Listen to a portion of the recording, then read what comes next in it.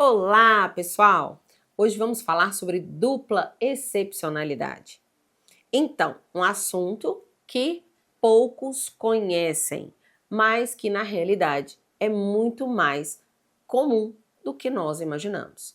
Bom, para quem não me conhece e está aqui no canal pela primeira vez, meu nome é Valéria Soares, eu sou psicóloga, neuropsicóloga e mestre em psicopatologia clínica. Tenho outras formações, mas hoje eu atuo especificamente em transtornos de neurodesenvolvimento, ok?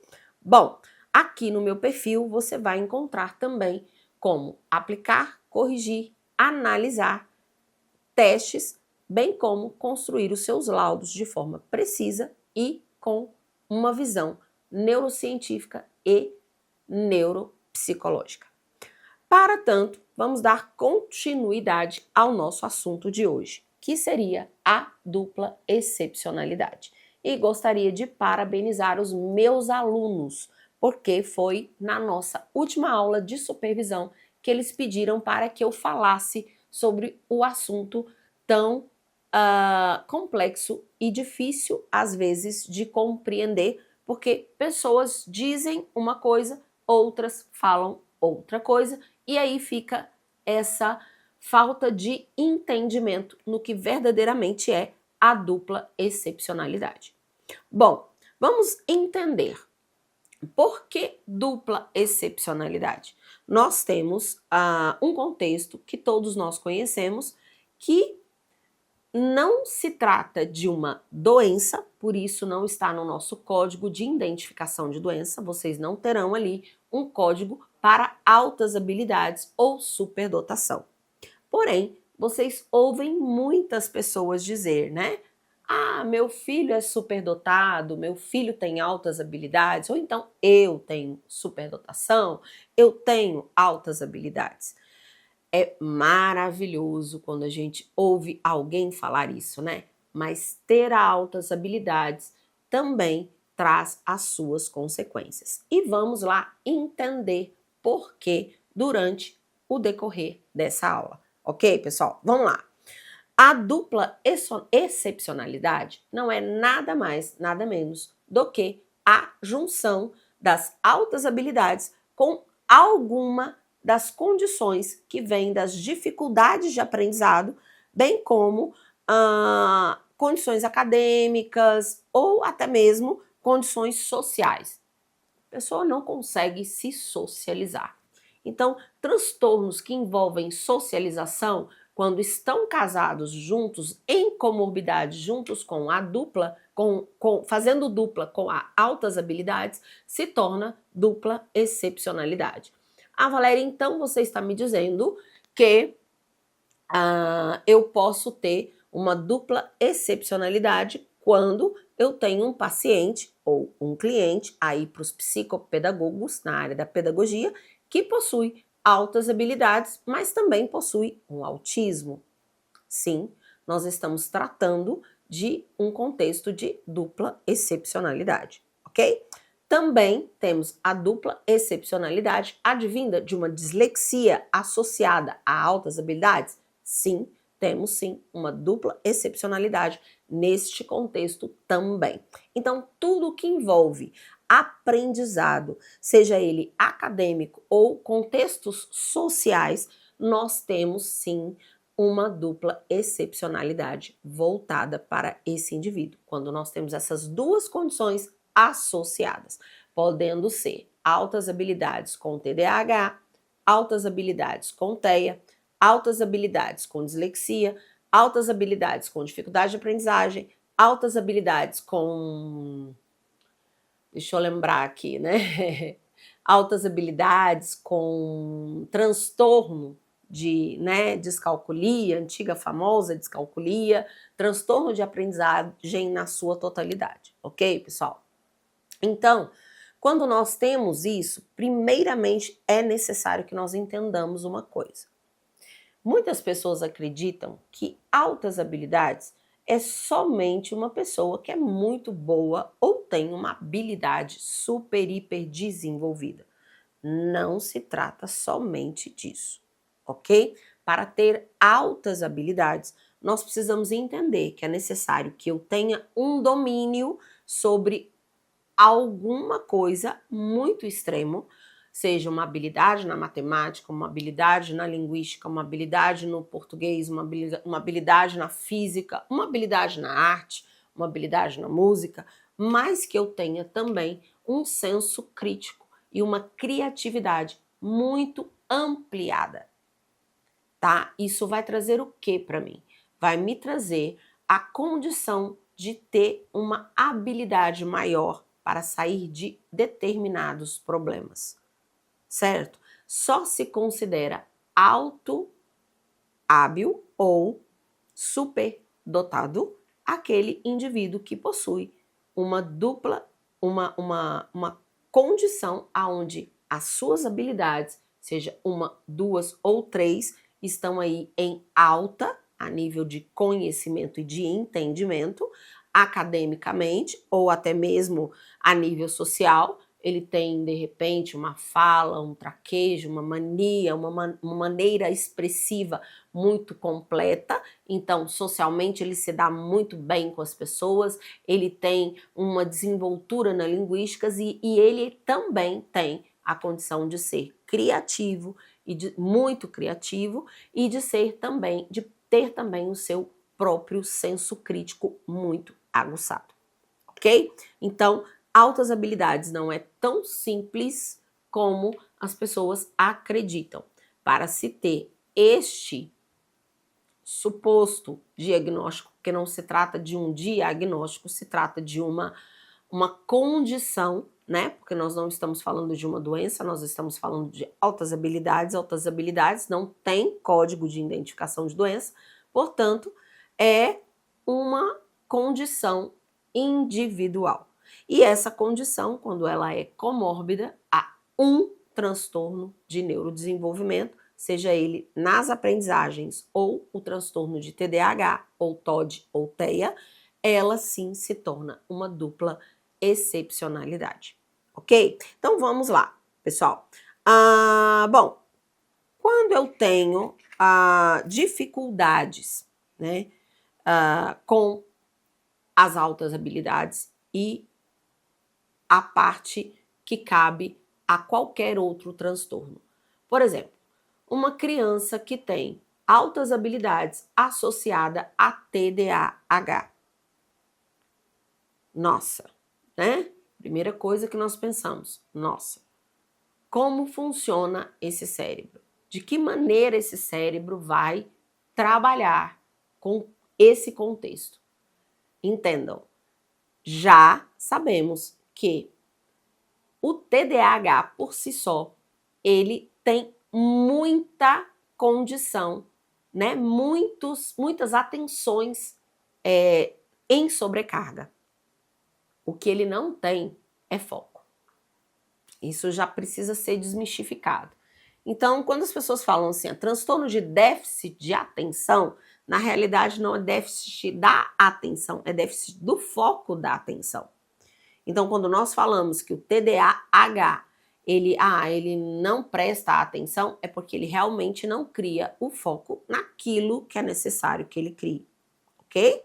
Então, entendam, essa pessoa, ela já tem um certo comportamento advindo do próprio transtorno de déficit de atenção e hiperatividade, de ser aquela pessoa procrastinadora, de acreditar muitas vezes que ela consegue realizar as coisas, que ela não precisa ouvir o outro até o final, porque ela já vai adivinhar o que o outro está falando, certo? Ela já entende que ela automaticamente tem uma inteligência acima da média. Por quê? Porque geralmente os TDAHs são, sim, pessoas com muitas informações e muitos critérios atencionais ali focados na mente, dentro da mente, desculpem, mas não estão focados. Para se criar um foco com o TDAH, é necessário que ele goste do que ele está fazendo, para que ele foque naquilo e verdadeiramente ele consiga dispersar o que está aí em volta dele para que ele possa ter a atenção total voltada para o que está realizando. Então entendam, quando eu uno um TDAH a uma alta habilidade, pessoal, primeira problemática que eu vou ter, né? E aí é como eu falo sempre. As pessoas dizem assim: "Ah, é super legal meu filho ter superdotação". Nem tanto. Uma criança com superdotação, geralmente ela não consegue lidar com frustrações. Ela não consegue entender que as coisas têm regras, limites ou até mesmo leis. Por quê? Porque ela acredita verdadeiramente que por entender apenas de uma habilidade, todas as outras são mais facilmente compreendidas por ele. E isso não é verdade. Acaba que quem tem altas habilidades entra sim em contextos de frustração. E estas frustrações trazem muita desregulação emocional, trazem uma fuga social, trazem um contexto, às vezes, de isolamento por parte de quem tem a alta habilidade. Bom, eu acabei de falar de sintomas da autohabilidade, mas esses sintomas não são bem parecidos com os sintomas que o TDAH apresenta? Passeiam, né? E aí, no momento de se diagnosticar, acontece demais esse critério. Diagnosticamos o TDAH e não observamos que aquela criança possui uma habilidade ímpar e é dela e tem que ser preservada, tem que ser trabalhada, tem que ser vista, tem que ser o motivo que faz com que esse contexto melhore para ele a título de TDAH e não um transtorno ruim ou difícil de ser trabalhado ou manejado por nós, principalmente profissionais, ok? Então, falamos que altas habilidades vai ter que lidar com frustração, com tristeza, até mesmo com condições emocionais. Por quê? Porque ele vai acreditar que ele consegue resolver, sim, todas as coisas ao seu tempo e ao seu modo. E não vai respeitar muito em função do seu senso crítico ser muito aguçado e a sua criatividade ser muito alta, ele vai acreditar que ele não tem leis e nem limites. Portanto, automaticamente esse indivíduo já está fadado, se não tratado, a ser uma pessoa que entrará facilmente em transtornos depressivos ou até mesmo em isolamento ou em uma crise emocional, ok? Então vamos lá, vamos entendendo aqui o que é bom dentro da dupla excepcionalidade e o que é ruim dentro da dupla excepcionalidade. Falamos aí, como exemplo, do TDAH com as altas habilidades, mas podemos ter também o TEA com as altas habilidades. Podemos ter aí um TOD com altas habilidades, também é dupla excepcionalidade. Podemos ter um TDDH, que é o transtorno disruptivo da desregulação do humor, e também ter uma alta habilidade. Então, podemos ter todas essas junções, essas impares apenas. Entendam, pessoal, se eu tenho um diagnóstico que ele está altas habilidades, TEA, TDAH e de repente um transtorno de aprendizagem, já não é uma dupla excepcionalidade. O nome dupla, ele já quer dizer para vocês que é uma dupla. São duas condições associadas e que muitas vezes não são vistas. Por quê?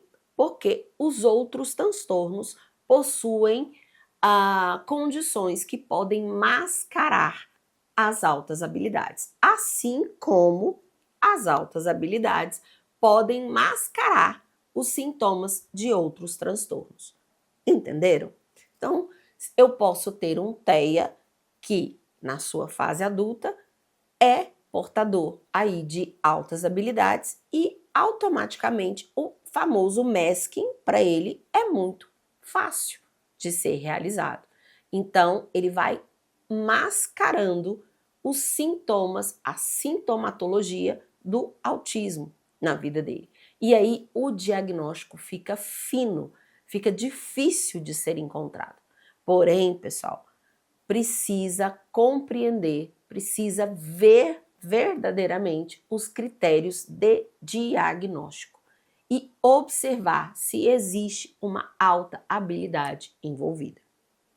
Quando nós trabalhamos os nossos testes, nós temos aí o poder de estar observando, desde leitura, escrita,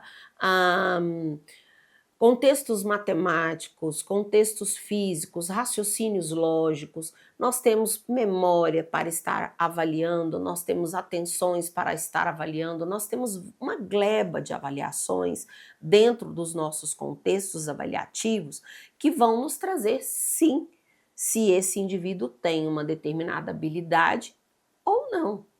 O que muito acontece é quando as altas habilidades mascara um outro transtorno, essa criança é vista quanto altas habilidades apenas e não apresenta o TDAH, por exemplo, ou o TEA, ou de repente o TOD. Pode-se confundir, por exemplo, dentro do transtorno opositivo desafiante, que essa criança é arrogante em função de se sentir uma criança com altas habilidades. E não, muitas vezes não se trata de uma arrogância, mas sim de um transtorno opositor desafiante ou até mesmo do próprio TDDH, que é o transtorno disruptivo da desregulação do humor. Ok, pessoal? Então, é imprescindível que vocês meçam sempre os contextos de altas habilidades. Observem as métricas e como esse paciente comporta no momento em que você está fazendo a sua aplicação dos testes. Para quê? Para que nós possamos compreender se é somente uma alta habilidade ou se de repente, por ter um raciocínio lógico maravilhoso, ele passou ali pelo VISC e você não percebeu que ele tinha um transtorno de déficit de atenção ou que ele tinha um contexto voltado para o autismo ou até mesmo para, como eu falei, o TDDH. Ou vice-versa. Eu estou fazendo uma avaliação e automaticamente eu chego no diagnóstico de TEA, mas eu não faço a medida, eu não percebo que o meu paciente ou o meu cliente, ele tem uma alta habilidade por trás de tudo isso. Então, esse critério, ele tem começado a ser visto por muitos profissionais. Ele tem começado a ser discutido. Por isso, muitas pessoas falam, não, a dupla excepcionalidade é somente para o TDAH. Não, pessoal. A dupla excepcionalidade é para qualquer outro transtorno de neurodesenvolvimento em parceria, em dupla com as altas habilidades. Isso precisa ficar muito claro. Vocês vão encontrar TEA com altas habilidades, vão encontrar TDAH com altas habilidades e também vão encontrar TOD com altas habilidades e TDDH com altas habilidades. Também vão encontrar transtornos de aprendizagem com altas habilidades.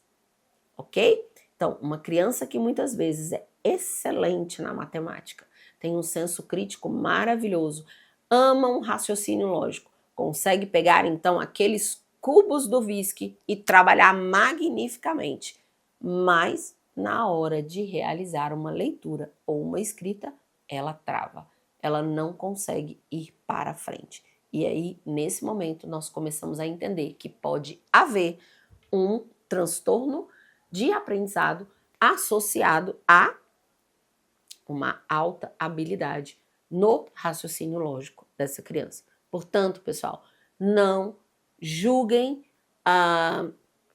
pronto o diagnóstico de vocês sem primeiro compreenderem em que contexto está essa ideia, né, que passa na sua mente em relação à dupla excepcionalidade. Tentem fazer métricas precisas, advindas de todos os contextos dessas crianças, seja da leitura, a escrita, da matemática, a raciocínio lógico, da precisão na memória visual, da precisão na orientação, na precisão visoespacial, na precisão auditiva, se ela é uma criança que recebe bem o seu ecóico, se tem uma habilidade de audição receptiva, né? De receptiva, muito fala, linguagem receptiva muito habilidosa, ou se não tem nenhuma linguagem receptiva, ok? Ou se tem somente uma linguagem expressiva, a receptiva passa por cima. E tem aí, de repente, uma habilidade muito grande, né? Então, quando a gente geralmente pega ali no consultório, vem aquela mãe toda feliz, ah, não vai dar TEA, não vai dar TEA no diagnóstico do meu filho, não vai dar autismo. Por quê? Porque ele tem 4 aninhos e ele já fala muito bem, ele já tem aí, ele fala inclusive em inglês, todas as cores, ele fala algumas palavrinhas mais difíceis do inglês, ele conta em inglês, então ele tem aí, ele é muito inteligente. E aí na mente dessa mãe, automaticamente ela acredita que essa criança é muito inteligente, mas ela não imagina que talvez ela possa estar lidando com um transtorno do espectro autista associado a uma alta habilidade que essa criança possui. Portanto, por ser um lugar fino aonde a gente vai trabalhar, precisa sim observar muito bem os critérios diagnósticos. E vamos entender então por que eu preciso fazer isso. As grandes dificuldades enfrentadas por quem tem as duplas excepcionalidades, a primeira é o reconhecimento do próprio diagnóstico. Reconhecer esse diagnóstico não é fácil, porque uma vez que você entende que você é bom e muito bom em algo, automaticamente você acredita que você é bom em tudo. E aí vai acontecer de querer mascarar, como eu falei para vocês, outros contextos que não são realmente descartáveis. E aí eu acabo dando àquela criança somente um diagnóstico de altas habilidades.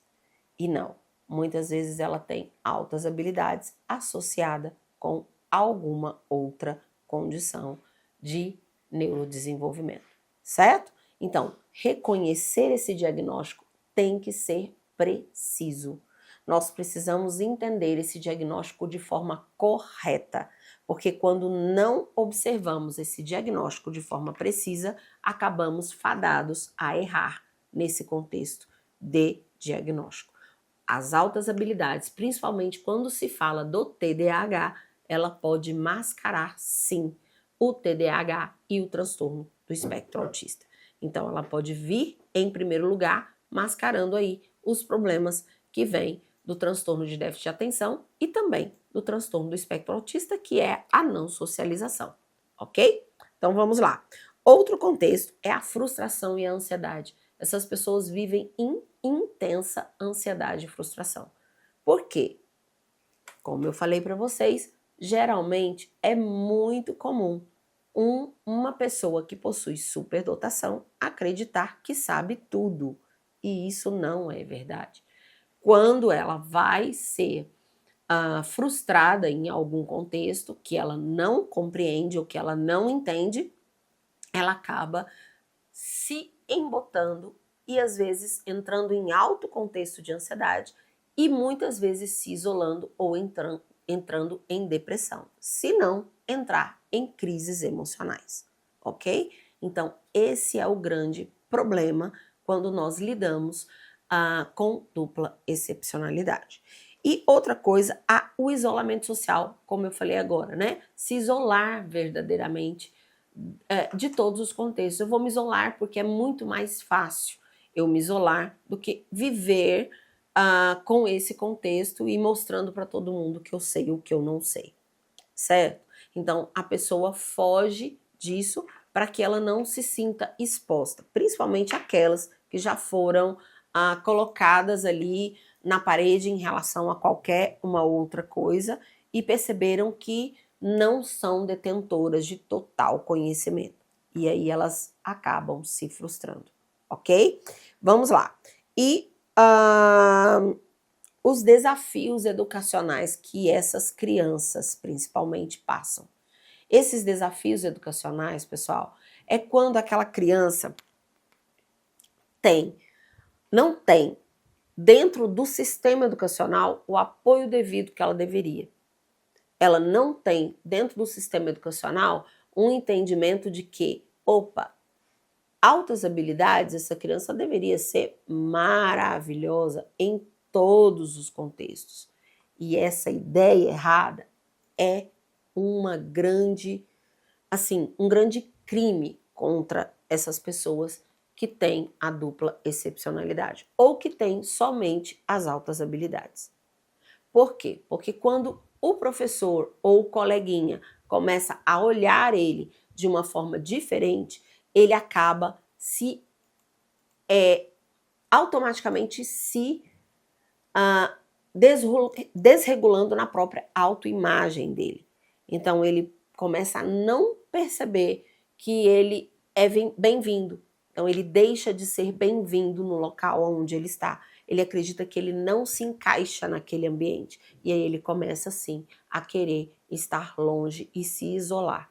E hoje as escolas, infelizmente, não estão preparadas para receber crianças com altas habilidades e superdotação, e principalmente quando vem uma dupla excepcionalidade. Então, pessoal, continuando, né? A maior dificuldade é, com certeza, nos contextos emocionais. Lidar com frustrações, lidar com esses manejos, né? E a compreensão de que eu sou bom, sim, eu tenho uma alta habilidade, mas é em uma determinada área, não quer dizer que seja fácil. É um dos maiores desafios é lidar com isso para a dupla excepcionalidade. E principalmente se ela vier com o TDAH. Por quê? Porque, como nós já sabemos, o TDAH vai achar que também é detentor de todo conhecimento.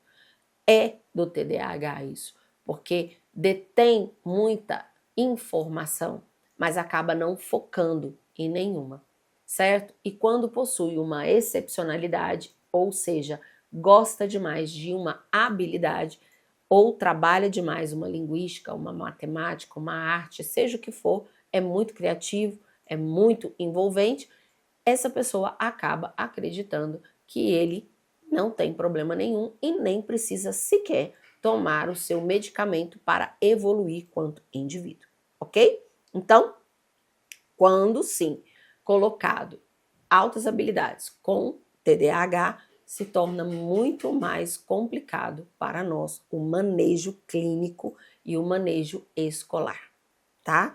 Então vamos lá. As facilidades, existem só dificuldades, Valéria, para quem tem dupla excepcionalidade? De forma nenhuma, tá? Existem algumas facilidades. E quais são elas? É pegarmos exatamente tudo isso que eu falei até agora e transformarmos em um polo positivo. E como que eu faço isso, Valéria? Bom, entendemos que existe um potencial criativo nessas crianças. Se existe um potencial criativo, eu posso arrumar soluções mais criativas para ela. Algo que vá chamar mais atenção, que vá fazer com que ela desenvolva muito mais. E com isso, ela se sente realmente acolhida e aceita, certo? Outro ponto positivo para quem tem aí a dupla excepcionalidade. Geralmente, eles têm uma perspectiva única de mundo, uma visão de mundo muito amplificada, mas é uma visão única deles. Então, eles conseguem, às vezes, muitas vezes, liderar um pouco mais a empatia, liderar um pouco mais grupos de pessoas ou estar em comunhão com outras pessoas com mais facilidade. E isso é uma das habilidades que nós podemos trazer quanto auxílio para que não aconteça o que nós temos de negativo com as crianças e com os adolescentes ou adultos com dupla excepcionalidade. Outro ponto crucial é a adaptabilidade. São pessoas que geralmente, nem sempre, se forem ali trabalhadas, né, podem sim ter uma adaptabilidade muito fácil, ou seja, se adaptar, encontrar uma estratégia, um manejo, uma saída para os problemas com mais facilidade. Lembram que eu falei que eles têm uma facilidade enorme para a criatividade, além de ter um senso crítico muito alterado. Então, automaticamente, eles vão fazer o quê? Eles vão arrumar uma forma de abraçar essa adaptação e se adaptar nos meios em que eles vivem. Por isso é tão difícil o diagnóstico. Então, talvez vocês aí agora em casa estejam percebendo que pode ser que alguém que vocês conheçam tenha altas habilidades, certo? Ou até mesmo você tenha altas habilidades. Mas cuidado, porque muitas vezes ela pode estar mascarando um outro transtorno de neurodesenvolvimento, ok? Bom, como que nós trabalhamos isso, pessoal? O que nós temos que entrar quanto abordagem e intervenção para auxiliar essas crianças, principalmente?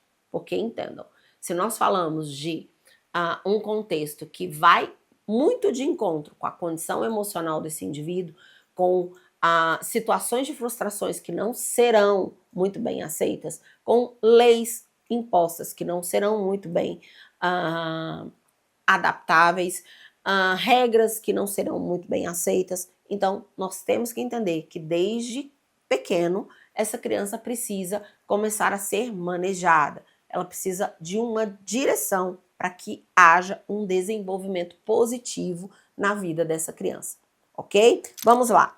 Einstein, vou dar ele de exemplo, né? Gosto muito de falar de Einstein, até porque quem não teve oportunidade, assistam, né, o filme aí com o documentário aí com a história de Einstein para que vocês entendam e vejam qual a dificuldade entre o autismo e a dupla e a altas habilidades, que se torna uma dupla excepcionalidade e que antigamente a Einstein era considerado um nome que nós não utilizamos mais, ok, pessoal? Pelo amor de Deus, não vão fazer como eu vi aí há um tempinho, mais ou menos 2 meses atrás, uma postagem sobre Asperger em grupos de Instagram. Cuidado, pessoal.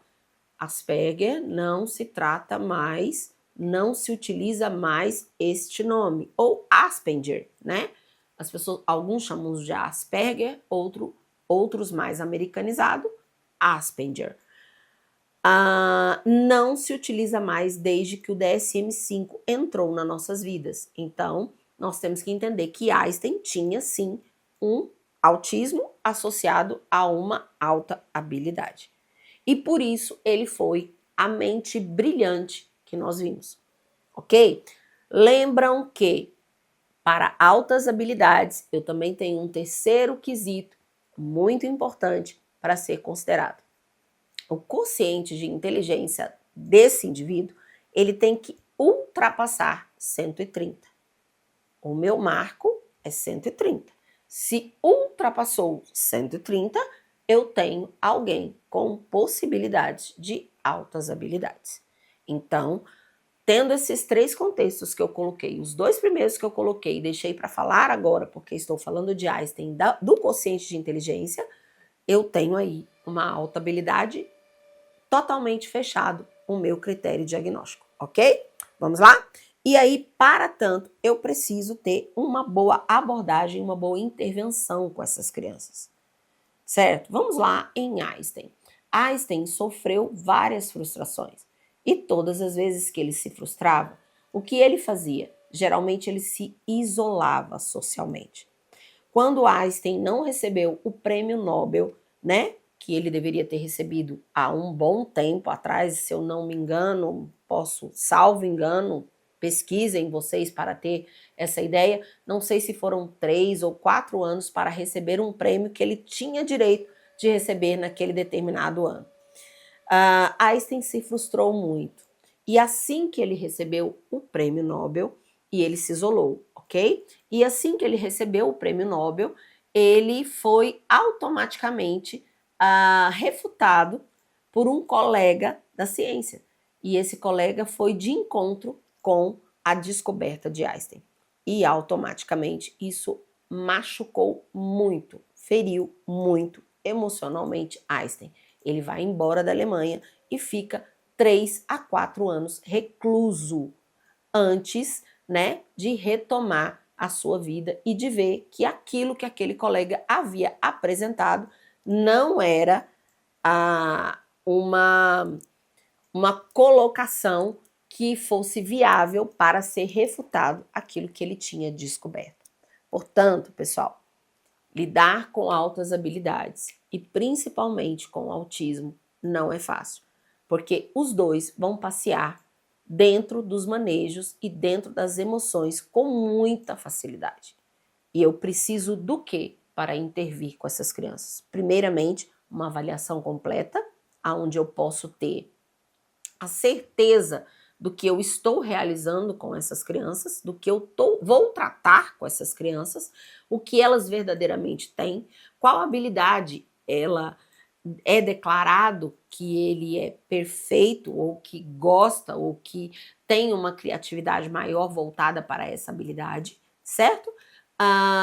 O quociente acima de 130 e também observar os contextos aí, né, advindos de uma outra condição junto dessas altas habilidades, certo? Então, essa avaliação completa, uma avaliação que vai trazer para você desde leitura e escrita, atenção, memória, condições numéricas, inteligência,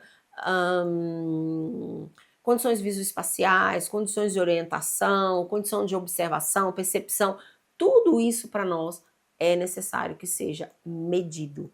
É necessário que nós tenhamos ali na coleta de dados e na nossa avaliação. Isso sim é uma avaliação completa e uma avaliação que tem que ser considerada como a avaliação correta, ok? E aí nós temos a educação personalizada. Por que vocês acreditam verdadeiramente que o PEI existe?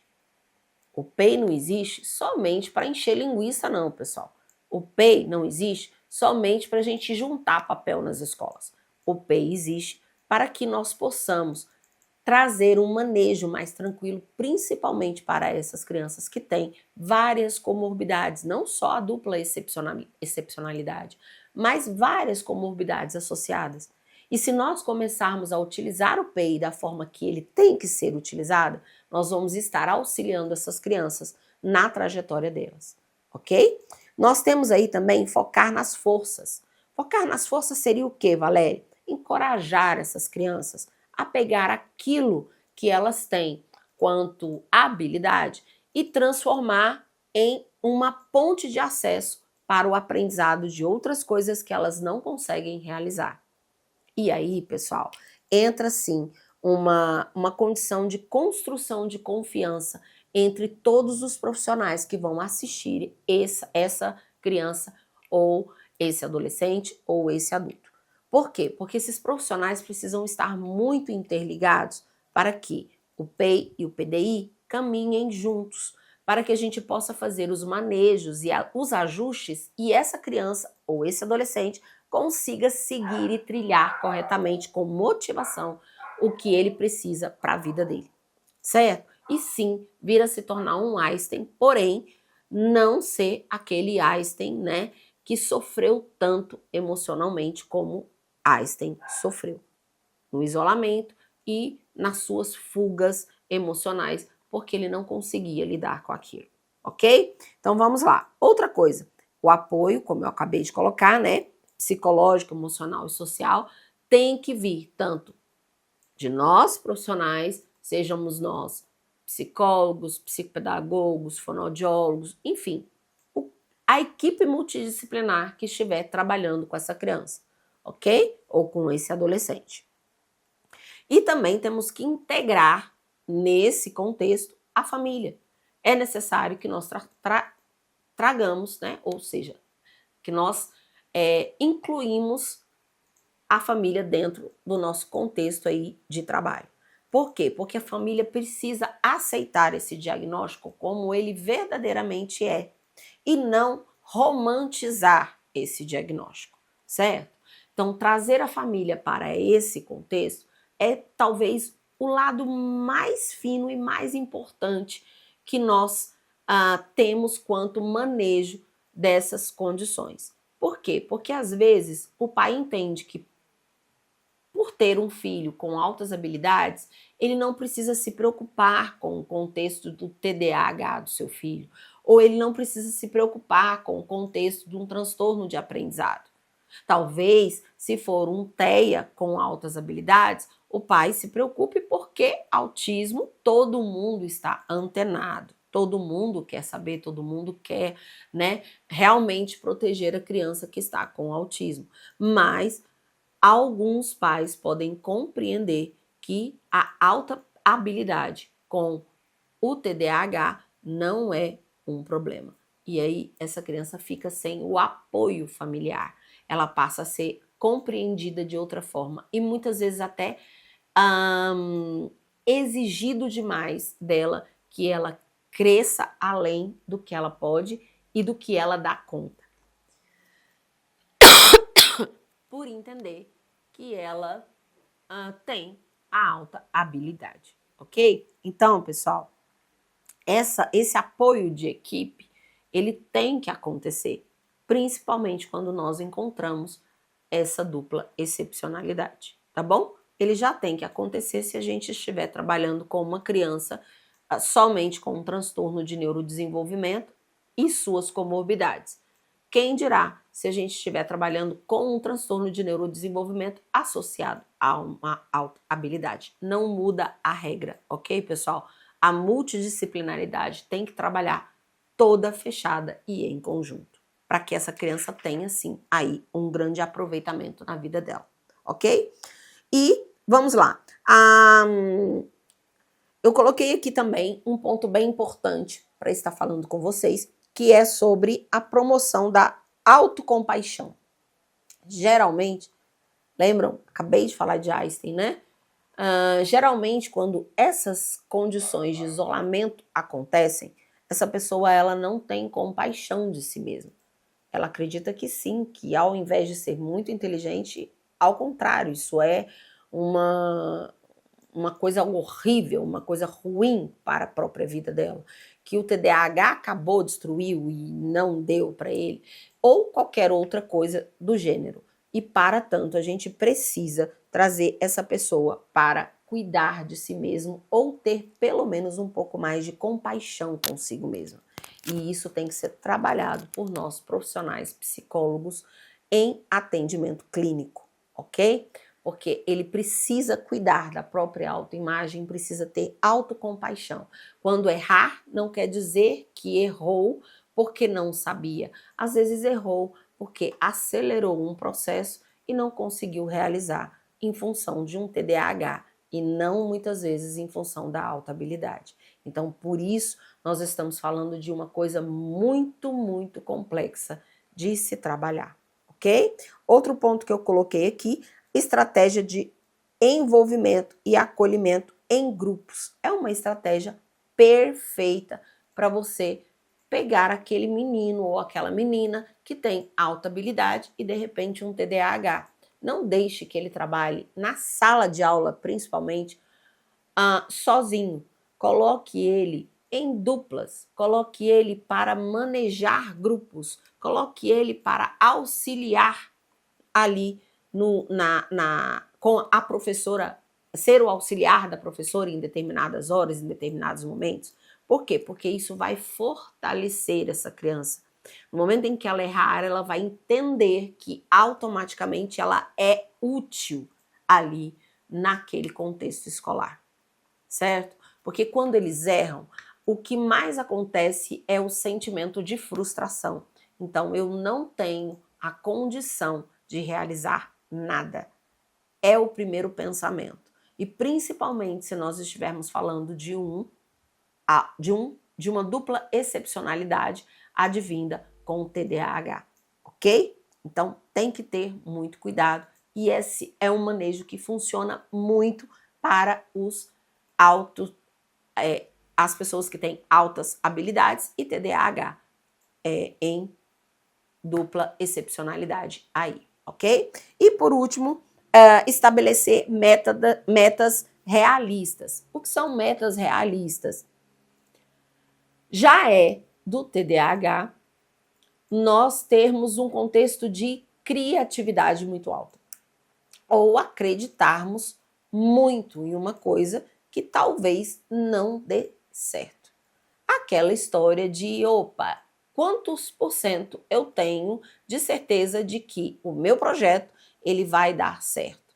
Ah, eu tenho 50% e 50%. Ao invés de pensar que tenho 50% e 50% de dar certo e 50% de não dar certo, eu penso que não, 70%, 80%, eu tenho certeza que é batata o meu projeto. E aí, pessoal, é aonde entra as metas realistas. Nós acabamos realizando coisas ou tentando projetos que não conseguimos chegar até o final ou que somos fadados ao fracasso. E automaticamente isso vai trazer o quê? Uma frustração enorme. Então, entender que as metas que eu quero atingir, elas são reais, eu posso alcançá-las com as duas condições que eu possuo, essa dupla excepcionalidade, eu posso alcançar as metas que eu tenho, os sonhos, o que eu desejo realizar, o que eu desejo fazer, isso é possível, isso é palpável, ou eu estou acreditando muito nesse projeto? Ou vamos aqui entrar para a nossa realidade? 50% nós temos de credibilidade que vai dar certo, 50% nós temos de credibilidade que não vai dar certo. E aí nós temos que acreditar que existe esse parâmetro, esse meio e fazer com que essa criança compreenda que está tudo bem. Se ela for de encontro a esse projeto e ele não der certo, está tudo bem. Não há motivo para se frustrar. E aí é realmente um manejo muito, muito grande com relação às emoções e a lidar com frustrações, perdas e barreiras que essas crianças vão enfrentar e não vão fazer aceitação de forma típica, ok? Bom, pessoal, era o que eu tinha para falar para vocês sobre dupla excepcionalidade. Não sei se o meu pessoal fez algum questionamento lá nos nossos grupos das nossas turmas, mas com certeza, se tiver, eu vou estar respondendo a todos eles que com certeza meus alunos estarão aqui assistindo a nossa aula posteriormente. Então, um grande beijo a todos vocês e até o próximo Neuro Escolha Moments. Fiquem com Deus!